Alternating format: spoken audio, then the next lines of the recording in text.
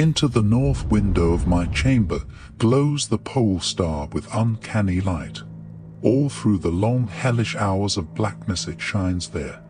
And in the autumn of the year, when the winds from the north curse and whine, and the red-leaved trees of the swamp mutter things to one another in the small hours of the morning under the horned waning moon, I sit by the casement and watch that star.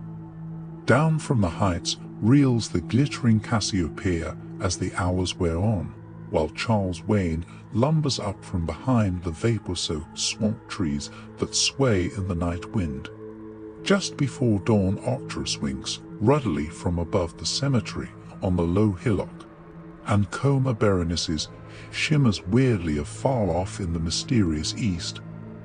But still the pole star leers down from the same place in the black vault, winking hideously like an insane watching eye which strives to convey some strange message, yet recalls nothing save that it once had a message to convey. Sometimes, when it is cloudy, I can sleep. Well do I remember the night of the great aurora, when over the swamp played the shocking coruscations of the demon light. After the beams came clouds, and then I slept. And it was under a horned waning moon that I saw the city for the first time. Still and somnolent did it lie, on a strange plateau in a hollow betwixt strange peaks. Of ghastly marble were its walls and its towers, its columns, domes, and pavements. In the marble streets were marble pillars, the upper parts of which were carven into the images of grave bearded men. The air was warm and stirred not, and overhead, scarce 10 degrees from the zenith, glowed the watching pole star. Long did I gaze on the city, but the day came not, when the red Aldebaran, which blinked low in the sky but never set, had crawled a quarter of the way around the horizon. I saw light and motion in the houses and the streets. Forms strangely rode, but at once noble and familiar, walked abroad, and under the horned waning moon men talked wisdom in a tongue which I understood, though it was unlike any language I had ever known. And when the red Aldebaran had crawled more than halfway around the horizon, there were again darkness and silence. When I awaked, I was not as I had been. Upon my memory was graven the vision of the city, and within my soul had arisen another and vaguer recollection, of whose nature I was not then certain. Thereafter, on the cloudy nights when I could sleep, I saw the city often, sometimes under that horned waning moon, and sometimes under the hot yellow rays of a sun which did not set, but which wheeled low around the horizon. And on the clear nights the pole star leered as never before. Gradually, I came to wonder what might be my place in that city on the strange plateau betwixt strange peaks. At first content to view the scene as an all-observant uncorporeal presence, I now desire to define my relation to it, and to speak my mind amongst the grave men who conversed each day in the public squares. I said to myself, this is no dream, for by what means can I prove the greater reality of that other life in the house of stone and brick south of the sinister swamp and the cemetery on the low hillock, where the pole star peers into my north window each night? One night, as I listened to the discourse in the large square containing many statues, I felt a change, and perceived that I had at last a bodily form. Nor was I a stranger in the streets of Olathol, which lies on the plateau of Sarkis, betwixt the peaks Noton and Cadithomic. It was my friend Alos who spoke, and his speech was one that pleased my soul, for it was the speech of a true man and patriot.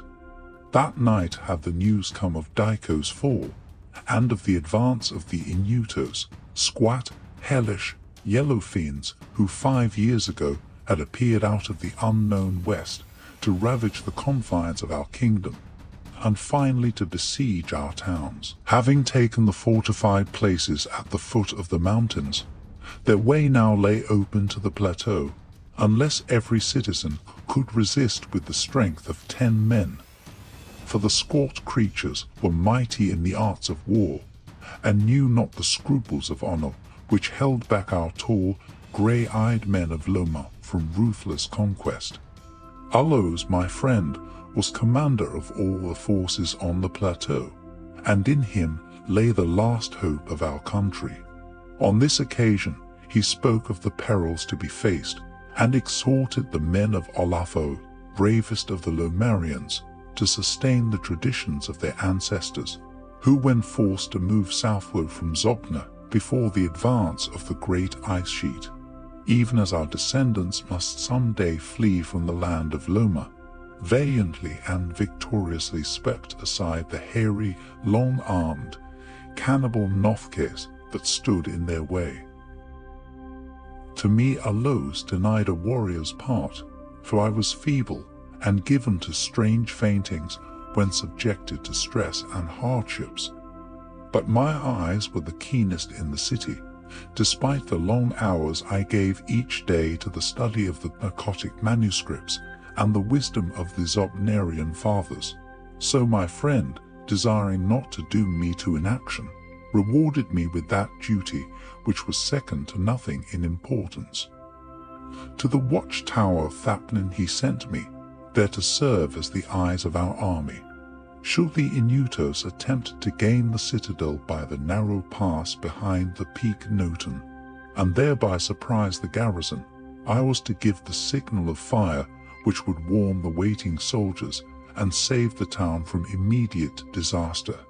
Alone I mounted the tower, for every man of stout body was needed in the passes below.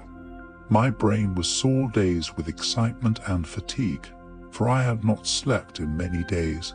Yet was my purpose firm, for I loved my native land of Loma, and the marble city of Olaford that lies betwixt the peaks of Noton and Kediphonik.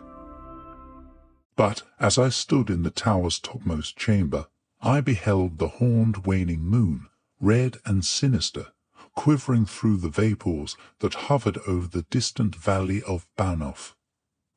And through an opening in the roof glittered the pale pole star, fluttering as if alive, and leering like a fiend and tempter.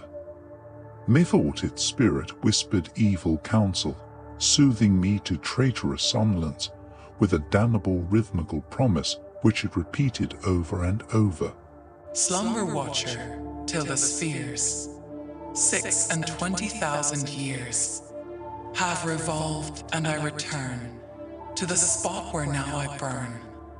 Other stars anon shall rise to the axis of the skies, stars that soothe and stars that bless with a sweet forgetfulness.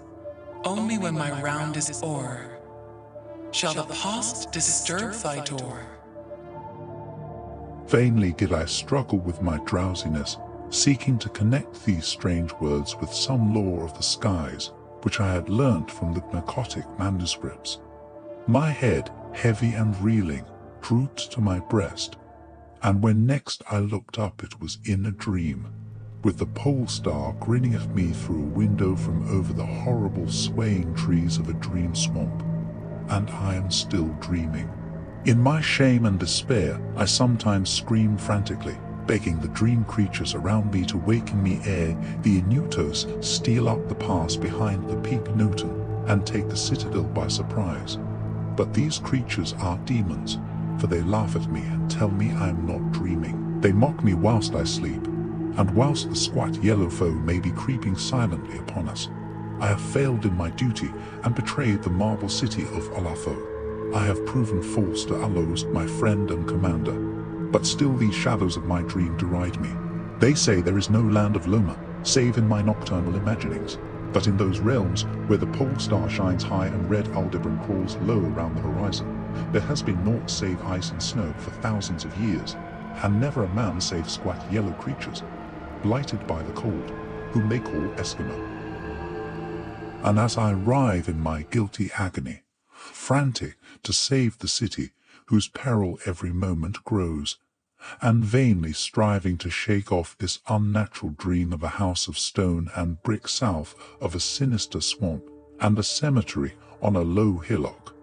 The pole star, evil and monstrous, leers down from the black vault, winking hideously like an insane watching eye, which strives to convey some strange message, yet recalls nothing save that it once had a message to convey.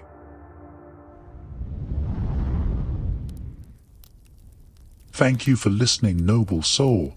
I hope you liked the tale I told. Perhaps there is a way for you to show your satisfaction. And if you're interested in another story, have you heard the tale about the terrible old man who talked to jars of lead?